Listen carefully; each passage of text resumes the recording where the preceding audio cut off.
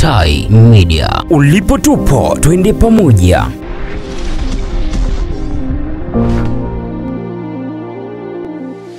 Timu ya Tanzania Prison Queens imekabidhi kombe la ubingwa wa mkoa kwa mkuu wa magereza mkoa wa Mbeya SACP Raymond Mwampashe. Kombe hili la mabingwa toka Mbeya Tanzania Prison Queens tunakuheshimisha mkuu wetu. Tunasema asante.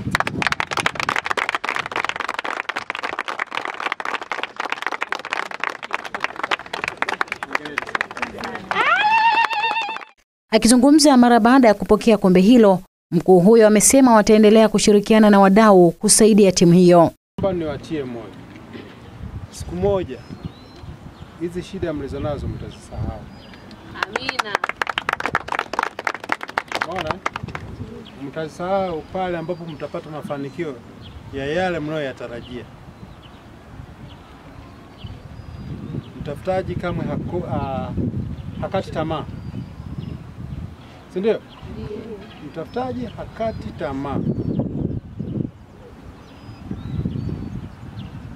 Hata anapotafuta kazi, mtu anapotafuta kazi, mimi na viongozi wenzangu, ikiwa ni pamoja na mkuu wa jeshi, tutaona ni namna gani kuweza kuwasapoti hao. Kwa hiyo hilo tunahitaji tupate supporters, ikiwa ni pamoja na kutafuta wadhamini mbalimbali wanaweza kutusapoti ili timu hii ya wanawake.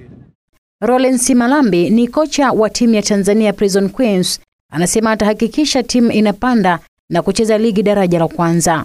Ligi daraja ya kwanza twende kabisa moja kwa moja ligi kwa sababu uwezo tunao, kila kitu tunacho.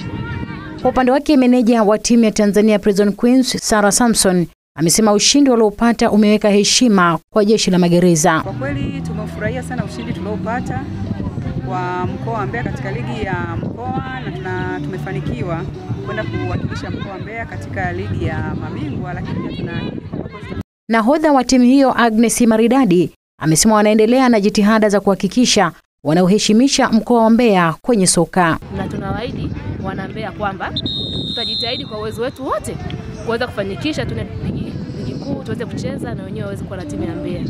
Mtazamaji wa Tai TV, endelea kusubscribe, kulike na kucomment kwenye channel yetu ili uwe wa kwanza kupata habari zetu.